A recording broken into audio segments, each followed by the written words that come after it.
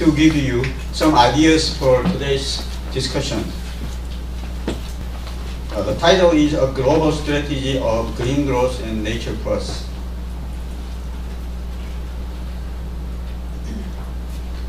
The slide casts out some questions regarding the objective of workshop, such as we want to ask a question, do we need green growth?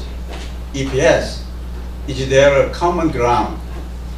Is it a co-benefit or win-win strategy? Is it possible to enhance value and conservation of nature resources, which is one of IUCN's targets by green growth? If the green growth strategy is introduced and applied, what we need to be considered? Integrated discussions with audiences regarding challenging issues of green growth will be expected.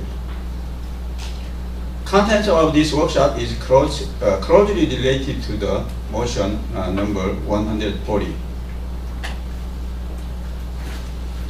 As you all recognize, we are now confronting global urgent issues. Current patterns and activities for economic growth cause to increase societal costs and to restrict economic development. And of course, pollution, climate change, and biodiversity losses causing potential irreversible situation. For example, if you see percent risk of global biodiversity, this figure is a little small, but you can also refer to the handout. Caused by human activities in the figure here, compare 2000 here, 2005, and 2030 in the bottom, we can see dramatic reduction of here, from here to here, reduction of year 2000 biodiversity due to extinction caused by human activities such as infrastructures, blue, and forest damages, red, and climate changes, some orange, and agricultural land use, green. So you can see dramatic change, dramatic reduction of biodiversity worldwide. Consequently, sustainability is reduced. Now let's go back to the questions. Why do we need green growth? In order to resolve those urgent global issues, we may need new production and consumption patterns which require a strategy for systematic changes. We suggest green growth strategy, which may provide environmental and societal benefits continuously through both economic development and nature conservation. Today we are going to discuss what green growth is and what the concept of green growth is. According to the definition of OECD, it is support economic growth and development while preventing environmental degradation, unsustainable use of natural resources, and biodiversity loss.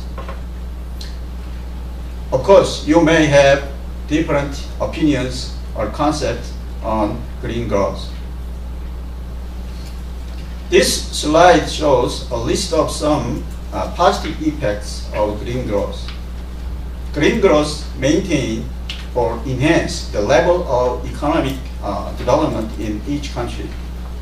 And also green growth prevent environmental damages and improve environmental problems. It uses natural resources effectively. And also it develops green technology and creates new jobs. And in Korea's case, it reduces greenhouse gas and energy consumption.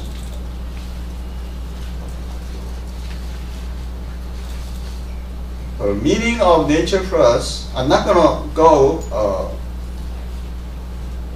to mention nature plus in detail because all of you already familiar with this term. As long as I understand, it tells us better use of nature. In other words, thinking about threshold, irreversibility, resilience of nature, restoration of biodiversity and ecosystem, and the benefits of communities. What we're trying to say here is nature-based development. So I think that the difference between developed and developing countries is mostly that the former has less chance to have nature-based development than the latter. This is personal opinion.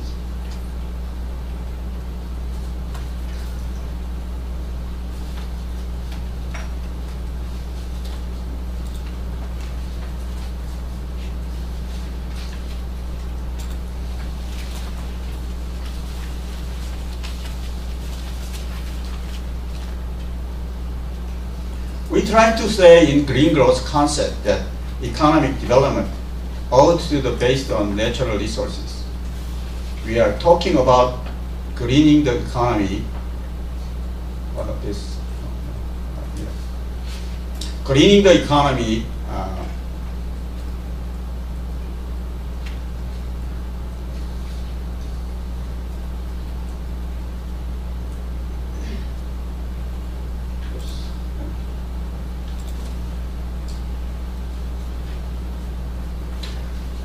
Greening the economy and green economy, green growth, etc. We will talk about those in the discussion.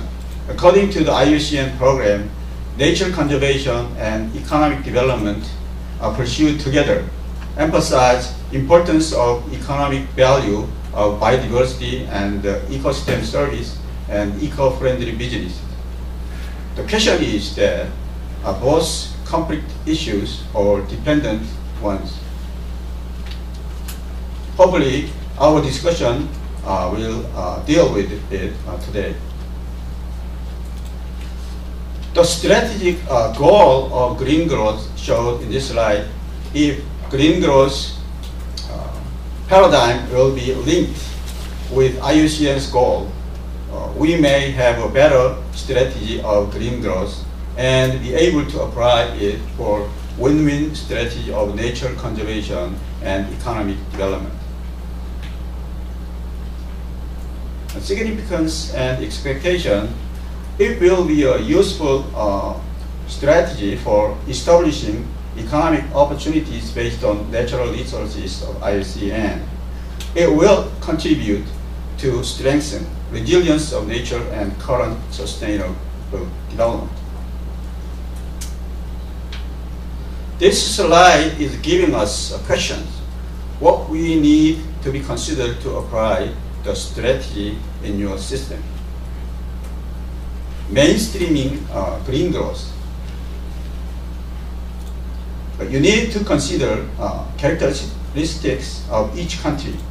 For example, status, development, feasibility, etc. Also, you consider prepare tools for implementation and monitoring of nature-based green growth. And you might prepare a strategy to disseminate green growth in relation to the value and conservation of nature resources. In others, there are public relations and research and development and information sharing, national and international collaboration. This slide simply shows a brief process. I'm not going to go details. Please refer to the handout. And this is a final slide for presentation suggesting some questions regarding how to establish a legal framework of green growth based on each country's situation, and how to implement and monitor nature-based green growth, meaning without nature conservation, there is no green growth. And you may ask questions: how to disseminate green growth, wide use of resources, equal distribution of benefits. Of course, you have other issues. It will be discussed in the panel discussion. I think this is all I have today. Thank you very much for your attention. 감사합니다. Thank you very much, Dr. Wang, for your presentation. As the first panelist, I would like to invite Dr. Wang from China. Dr. Wang is the Deputy Director in Research Center for Eco-Environmental Sciences, Chinese Academy of Sciences. He's going to present in regard to the ecosystem service assessment and conservation policy as a case study, as a Chinese case study. Okay. Thank you, Chairman. And thank you, the SKI, invited me here and give the opportunity to give the presentation here. Actually, my topic is related to the natural conservation. I believe protect the nature at the bottom line is one of the most important components in the green economy. Okay, how to complete? Okay, I will go very quickly at the following 4 aspects. First, why we need to conservation take big efforts. China still say make the big challenge in the natural conservation. First, a highly diverse physical environment. You see, China is the mountain area actually. About 6% is a mountain area, and also the temperature, climate, temperature, and rainfall is ranging very big. From south to China to south, you can say the temperature is about 30 degree differences. And the temperature even more, at least about 25 millimeters. Most areas 4,000 millimeters. So very dry area and tropical area is different. And also big challenge is huge population pressure and urbanization process. Now about 50% people in the city, and in the future few years, it's perhaps 20 years late. 1 billion people will leave the city. It means not big price for the natural resource use on the impact on natural resource. And also fast growing economy. And growing economy means a lot of things, particularly natural resource use and the pollution, pollutants, emission, and other things. Actually, they give a lot of impact to the nature. And this is the main reason why we needed to propose to the green development and to minimize the impact of economic development on the nature.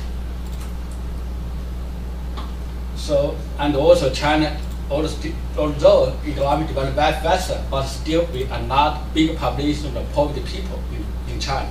You can see about 225 million people still are poor situation and declared all of China. So because so big pressure in China, and China has a big lot of ecological problem, everyone knows water resource, forest ecosystem degradation, soil erosion, desertification, and wetland degradation, water habitat loss, and biodiversity destroying something, and nature another things. The most important things and the vicious cycle of ecosystem degradation and poverty still have in many of China. So to meet the challenge from the huge public pressure, fast opposition, and ecological crisis in China, decision makers keep asking 2 questions: where we must protect, what's the bottom line? and why. We should give the reason to decision maker and to the ordinary people, and where we can use for development. So I think this is why I take this topic to here. I think this is also the green main point, complex part of the green economy. So extreme service perhaps can play one of the basic scientific basis for development. So I just go very quickly. It's a bit of part of extreme service of China. So we can identify the critical ecosystem for national and regional ecological security to support social and economic development, and identify conservation objectives and goals, and provide ecological dimension for regional development, and actually the multi-pathogen water and where we must protect. So this is the basic condition like China forest, the existing China grassland, existing part of China, and so on. Just repeat. And with the existing service mapping of China, we focus in national level. We focus 5 elements services, but with conservation, water resource conservation, soil conservation, wind erosion control, and sound prevention and flooding mitigation. This is the 5 main ecological program and how to surrounding China's social and economic development and some of the results. So last year we like the important area for biodiversity conservation about here in China. And also overall importance for extreme services. About 45% of the land in China need to take some degree measures to protect. I think this is something like a bottom line for China for development. Okay, so basically we take the existing function drawing in China according to these 5 element services. We just go okay, this is a map of all China. You know, supporting food and timber urbanization area also included.